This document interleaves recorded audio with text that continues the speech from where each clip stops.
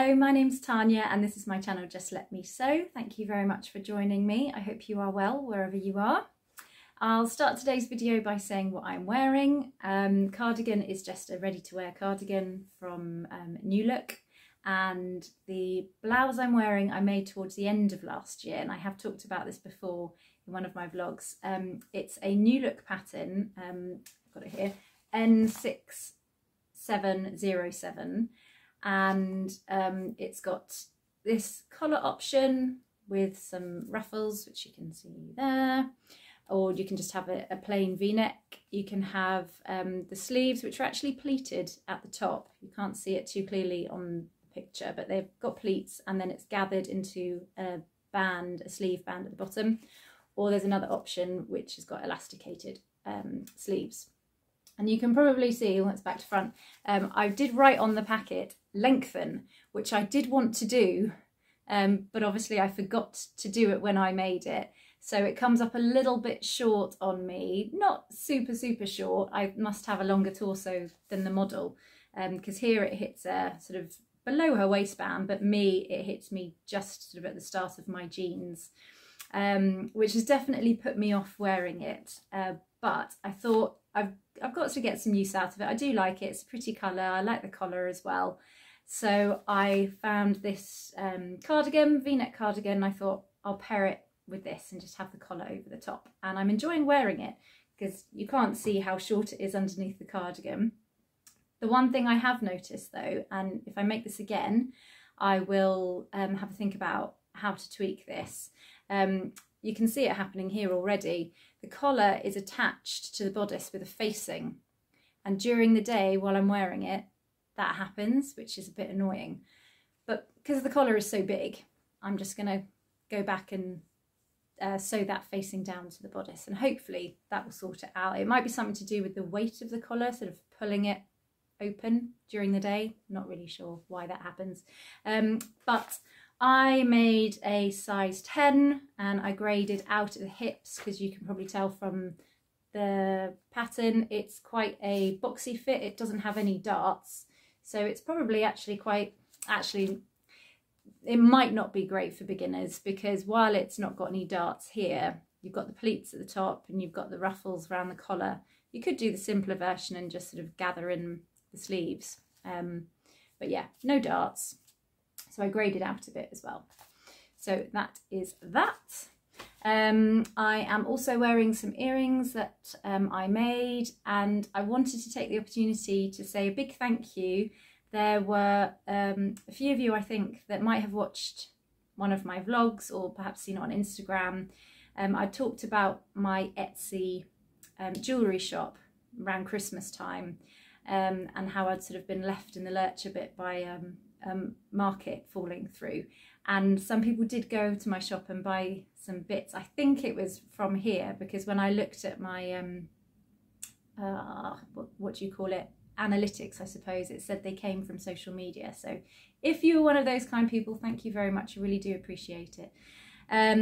So that is what I am wearing.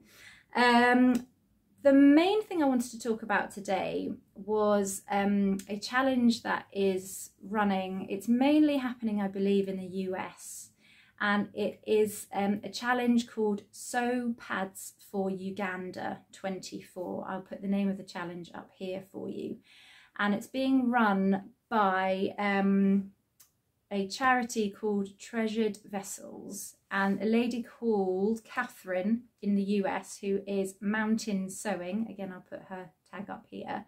She is coordinating all of the pads that are being sewn. So these are reusable sanitary towels that are being sewn by sewists in the community. She's collating them all, and then this charity is going to send them off to this community in Uganda. There is a lady in the UK that is pooling them all together for anyone that wants to take part in the UK, and her name is Helen, and she is Hellcat Michael Sews. Again, I'll put her tag up here. I'll also put it down below if you don't have time to write it or find it now. Helen has very kindly said that she will post them all off herself, so if anyone does want to take part in it, just drop her a message. You can find her on Instagram. and she is going to send them all off. I did ask her, would you like a donation towards the postage? Because obviously if she's got a big parcel, that's probably going to cost her quite a bit. And she said she's all right to do it unless, you know, it gets to like a massive amount of pads to send off. And then she might ask for a small donation from people. So for me, this is a really important cause. Period poverty is a big issue around the world, and I know it's even an issue in the UK. Having been a secondary school teacher for many years, I know it's an issue for girls, that if you don't have enough money to buy pads or tampons, then girls do skip school. It also has implications, not just if you can't afford them, but period poverty goes on in other ways, because if a girl has a really heavy period, she doesn't want to go to school in case she leaks. If their teacher doesn't let them out during the lesson, and she leaks and has an accident, she will not want to go to school. So some girls do miss school for that reason, and the period poverty kicks in because it's having an implication on her education. So if it's an issue for us in the UK, it is definitely an issue in other parts of the world as well. So while sanitary towels might not be the preference for some women, I think it's fantastic to give women the option. If that is what they want to use, then they have them available. So what I did was I just drafted my own pattern, but there are lots of patterns out there for free. You don't have to buy one. There is a fantastic blog called A Rose Tinted World, and she has created a table which tells you what material to use for the inside padding, how much you would need of how many layers rather you would need depending on the fabric and also on the flow. So for example, if you were using an old towel, you might need just 2 layers of towel for a lighter flow and more if it's heavier, etc. So if you go over to A Rose Tinted World, if you're interested in making up some reusable sanitary towels, she's got this fantastic table on there which shows you how much to use. So all I did was just trace around a pad and then add a bit of seam allowance. And for these ones I have included some wings, which I just drew on like that, sort of rounded triangle shape. So when I was cutting out my fabric, I tucked the wings in like that and traced my towel padding around that. And then for the front fabric and the backing fabric, I opened them out and did it like that. And then I added a couple of poppers. If that doesn't make sense, if I'm not being very clear, have a look on also Mountain Sewing. She's got a tutorial, and that Rose Tinted World has got tutorials on there as well, but they're really, really easy to make. I've made up a few using some leftover cotton, like that. What I did with mine is I included a little bit of waterproof nylon fabric that I had from a waterproof bag, and I just cut out a bit here to add a little bit of extra protection, and I've stitched it down. I've stitched through the towel and the cotton. I used 2 layers of towel for mine, and apparently that quilting effect is quite good for wicking away moisture as well. And then I've added some poppers. So they secure on like that. So another reason I really wanted to do this and also talk about it today was because I think people need to try and address the stigma that there is around periods. For many women in the world, talking about periods is something to be embarrassed about and ashamed of. And like I said, I was a teacher, so I know that students are very embarrassed about it, but none of us would be here if women didn't have periods, and it's not something that girls should learn to be ashamed of and embarrassed to talk about. Likewise, boys should be used to talking about it. It's perfectly normal and natural. I had a student once, a male student, who came into my classroom at the end of break, and he'd fallen over and cut his knee, and he had blood dribbling down his leg, and he rolled up his trousers, didn't have a tissue, was making a big show about it. And I said, sorry, you're going to have to go and get a tissue. You can't come into the classroom bleeding. And he turned around to me, this 14-year-old boy, and said, "What's the matter, miss? You bleed every month." As if he was sort of trying to shame me that I was embarrassed about blood. So everyone in the class went deathly silent, waiting for what I was going to say. And I just said, "Sorry, are you trying to embarrass me that I have a menstrual cycle? Because that's not something to be ashamed of. You need to go and get yourself a tissue, and you're not coming back into my classroom after speaking to me like that." But it was just an example of how I think the issue of periods can be embarrassing for some people. And if there are women in the world that can't go out about their daily business because they don't have access to sanitary products, I would love to be able to help as best I can. So yeah, I'll step off my little soapbox now, but it's something that I feel quite strongly about, and I'm happy to be able to support in a little way. So if you would like to take part in sewing up some of those pads, check out the accounts down below. There are other charities that do it as well. There's a charity in the UK called the Patcher Mama Project, and they are the Patcher Project on Instagram, I think. They do pads for refugees, I think, in other countries, but they coordinate it and send them off from here. I think as well, the Sew Pads for Uganda Challenge is also looking for people to sew up little wet bags, little zipper bags for women to put the pads in. So if you like sewing little zipper pouches as well, I think they would appreciate something like that too. Okay, so what else did I want to talk about? Oh yes, I have finished my Lyra dress. So I talked about this in my last vlog, that I'm sewing up a Lyra dress for my children's baptism at the end of the month. And I've had a bit of a bumpy road with the Lyra. The first one I ever made, it was far too tight around the chest. And when I looked at the pattern, I could see the arm side was really scooped out, which meant, you know, there's obviously not much fabric there. So when you move your arms, it's going to pull.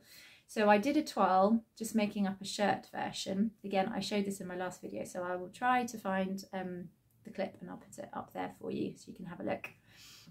And in that shirt toile, I just added a little section to the arm side just to make it a little bit straighter, not so scooped. And I think it has helped. It feels much more comfortable, the shirt and the dress that I have now made up. So I will show you the dress here.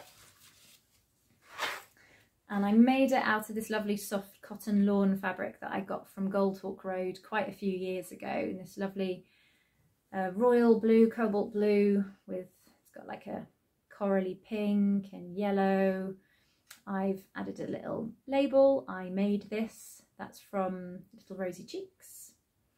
I raised the bodice, I shortened the bodice rather, by about 3/4 of an inch because it was a little bit low for my liking. I like things to be a little bit higher on my waist. I've used little shell buttons that I tend to use for a lot of projects. I think they're just really easy. They go with most things. I haven't done a button on the top collar because, well, firstly, I would never button it all the way up anyway. And secondly, there's too much bulk there for my little machine to get through. As soon as my buttonhole machine feels any kind of bump there, it doesn't like it and it doesn't work. So I just tend to avoid buttonholes if it's a little bit too thick and bulky. And you can probably see from the picture that I attached, I did the midi version, so I've got the 2 tiers. And yeah, I think what I'm going to do with the sleeves, at the moment they're elbow length, but I am planning to turn these up to make a cuff. I've made the Rita dress pattern before by Named Clothing, and they have a nice cuff detail on that. So I'm going to go back to that pattern and use that just to turn it up. So it's got a nice cuff detail on it there. So I'm really pleased with that. Yeah, it came together quite well, and I think those tweaks have sort of helped a little bit with getting it a better fit for me. I've just noticed the sun's come out. It's amazing. Nice to have sun. I just dropped my kids off at school and it was raining on the way back, and now it's sunny. So that's great. Very nice. What else have I been up to? I have made a couple of tweaks to my Nova coat.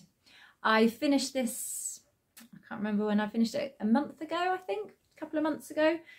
And same as this, I just found I wasn't really wearing it very much. I mean, mainly because it's not very practical for me doing the school run at the moment, because I like to have a waterproof and a hood because the weather's so terrible at the moment. But also what was putting me off was the fact that it didn't have any closures to it, and I like my coats to be nice and cozy and secure. So I went back and, sorry, just let me show you, I've added a couple of poppers to it. So I've added one sort of about there, using these big poppers, sewing them in by hand, and then another one just at the top of the pocket. So the pocket's there and the snap's about there. What I found was when I was putting the poppers on the inside layer of the coat, I don't know how you say that, I stitched through all layers, which was absolutely fine. And what that helped as well was the fabric was quite spongy. So where this lapel turns under, this facing turns under, it just wouldn't press and it wouldn't hold that shape. So it was quite bouncy and sort of turning out, which I didn't like much. So by sewing those poppers down, I've secured the layers and it's just keeping it in place a little bit. But on the front part of the coat that goes over it, I couldn't stitch through all layers to do that inside popper because you would see it from the outside. So what I did instead was top stitched down the front, and because it's quite a busy fabric and very fluffy, you can't really see it anyway, and I think even if you could see it, I wouldn't mind it too much. If you need it, you need it. And then I just stitched through the one layer, just catching one layer when I sewed them on. So pleased with that. It's made it much comfier, warmer to wear. And what I also did was where I attached a coat hook, I found when I was hanging it up, it was pulling the coat sort of open because that facing is just sewn on there. So I can't really show you because I've sewn it down, but if I do it on this front bit, you'll see what I mean. It was pulling it open like that. And I didn't really want it putting that much pressure on the seam, so I've top stitched it down on the back. So you can see that row of stitching, but it doesn't really bother me that much. It just means that this is more secure. So when I hang it, it doesn't pull. So I just did a row of stitching, sort of stitching in the ditch between the main fabric and the lining fabric, just along the top there. So it keeps it a bit more secure. Yeah, so that's made it a lot more comfortable and enjoyable to wear for sure. The next couple of things I want to talk to you about are some plans that I have got coming up.